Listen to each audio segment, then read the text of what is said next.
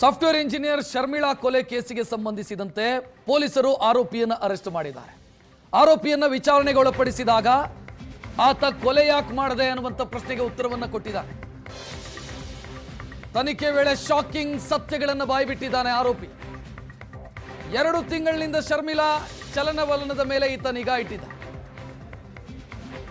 ಓದೋ ನೆಪದಲ್ಲಿ ಟೆರೆಸ್ ಮೇಲೆ ಹೋಗ್ತಿದ್ದಂತೆ ಕರ್ನಲ್ ಕುರೈ ಶರ್ಮಿಳಾ ಸ್ನೇಹಿತೆ ಇಲ್ಲದೆ ಇರುವಾಗ ಮನೆಗೆ ಎಂಟ್ರಿ ಆಗಿದ್ದಾನೆ. ಸ್ಲೈಡಿಂಗ್ ಕಿಟಕಿ ಡೋರ್ ಅನ್ನು ಓಪನ್ ಮಾಡಿದ್ದಾನೆ. ಶರ್ಮಿಳಾನನ್ನ ಅತ್ಯಾಚಾರ ಮಾಡುವಂತ ಪ್ರಯತ್ನ ಮಾಡಿದ್ದಾನೆ. ಅದಕ್ಕೆ ಆಕೆ ಪ್ರತಿರೋಧ ತೋರಿದಾಗ ಆಕೆಯನ್ನ ಕೊಲೆ ಮಾಡಿರೋದು. ಮನೆಯೊಳಗೆ ಎಂಟ್ರಿ ಆಗಿದ್ದು ಹೇಗೆ ಅನ್ನೋದನ್ನ ಕೂಡ ಆರೋಪಿ ಹೇಳ್ಕೊಂಡಿದ್ದಾನೆ. ಶರ್ಮಿಳಾ ಸ್ಮೈಲ್ ಕೊಟ್ಟಿದ್ರಂತೆ ಒಮ್ಮೆ. ಆ ಸ್ಮೈಲ್ ಅನ್ನೇ ಆತ ಅನ್ಕೊಂಡಿದ್ದು ಈಕೆ ನನ್ನನ್ನು ಪ್ರೀತಿಸ್ತಾ ಇದ್ದಾಳೆ ಅಂತ. ಈತನ ಮೂತಿಗೆ ಈತನ ಜೀವನದಲ್ಲಿ ಯಾರೂ ಸ್ಮೈಲ್ ಮಾಡಿರಲಿಲ್ಲ ಅಂತ ಅನ್ಸುತ್ತೆ. ಸ್ಮೈಲ್ ಕೊಟ್ಟ ಕೂಡಲೇ ಲವ್ ಅಂತ ಅನ್ಕೊಂಡ್ಬಿಟ್ಟಿದ್ದಾನೆ.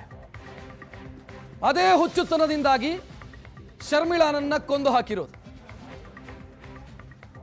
ಈ ಕರ್ನಲ್ ಕುರೈ ಅನ್ನೊಮ್ಮೆ ಕರೆಕ್ಟಾಗಿ ನೋಡ್ಕೊಳ್ಳಿ. ಈತ ಪ್ರತಿಭಾನ್ವಿತ ವಿದ್ಯಾರ್ಥಿ. 97% ಈತ ಎಕ್ಸಾಮಲ್ಲಿ ತೆಗೆದುಕೊಂಡಂತ ಮಾರ್ಕ್.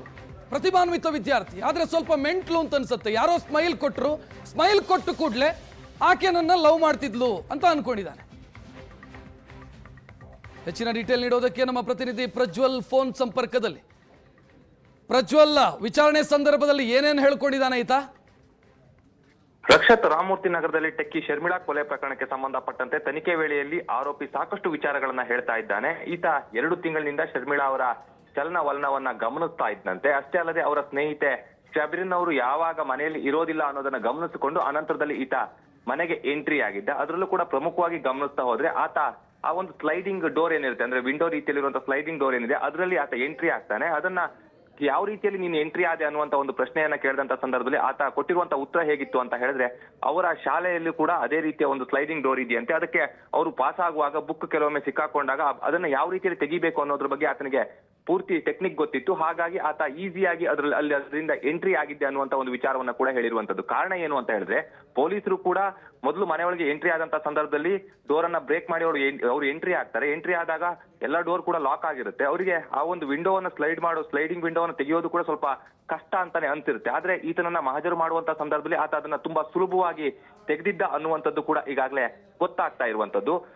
ಈಸಿಯಾಗಿ ನಾನು ಅದರಲ್ಲಿ ಎಂಟ್ರಿ ಆಗಿದ್ದೆ ಅನ್ನೋದನ್ನ ಕೂಡ ಆತ ಈಗಾಗಲೇ ಹೇಳಿದ್ದಾನೆ. ಇನ್ನೊಂದು ಕಡೆಯಲ್ಲಿ ಆತ ತುಂಬಾ ಬುದ್ಧಿವಂತ ವಿದ್ಯಾರ್ಥಿ ಅನ್ನುವಂಥದ್ದು, ಅಂದ್ರೆ SLC ಯಲ್ಲಿ ಆತ 97% ಸ್ಕೋರ್ ಅನ್ನ ಕೂಡ ಮಾಡಿದ್ದ. ತುಂಬಾ ಚೆನ್ನಾಗಿ ಓದ್ತಾ ಇದ್ದ. ಈತನ ಬಗ್ಗೆ ಎಲ್ಲೂ ಕೂಡ ಶಾಲೆಯಲ್ಲಾಗಿರ್ಬಹುದು ಅಥವಾ ಅಕ್ಕಪಕ್ಕದ ನಿವಾಸಿಗಳು ಕೂಡ ಒಳ್ಳೆಯ ಮಾತುಗಳನ್ನೇ ಹೇಳ್ತಾ ಇದ್ರು. ಹಾಗಾಗಿ ಈತನ ಒಂದು ಬಗ್ಗೆ ಏನಿತ್ತು, ಈತನ ಕ್ಯಾರೆಕ್ಟರ್ ಬಗ್ಗೆ ತುಂಬಾ ಒಳ್ಳೆ ಅಭಿಪ್ರಾಯ ಇತ್ತು. ಆದ್ರೆ ಈತ ಮಾಡಿರುವಂತದ್ದೇನಿದೆ ಇದು ನಿಜಕ್ಕೂ ಕೂಡ ಅಕ್ಷಮ್ಯ ಅಪರಾಧ ಅಂತಾನೆ ಹೇಳ್ಬಹುದು. ಅದರಲ್ಲೂ ಕೂಡ ಒಮ್ಮೆ ಮಾತನಾಡ್ತಿದ್ರು ಅಥವಾ ಸ್ಮೈಲ್ ಕೊಟ್ರು ಅಂತ ಹೇಳಿದ ತಕ್ಷಣದಲ್ಲಿ ಈತ ಹೋಗಿ ಕೊಲೆ ಮಾಡಿರುವಂತದ್ದು ಎಷ್ಟರ ಮಟ್ಟಿಗೆ ಸರಿ ಅನ್ನುವಂತ ಒಂದು ಪ್ರಶ್ನೆ ಕೂಡ ಉದ್ಭವ ಆಗ್ತಾ ಇರುವಂತದ್ದು. ರಕ್ಷತ್, ಥ್ಯಾಂಕ್ ಯು ಪ್ರಜ್ವಲ್ ಮಾಹಿತಿಗೆ.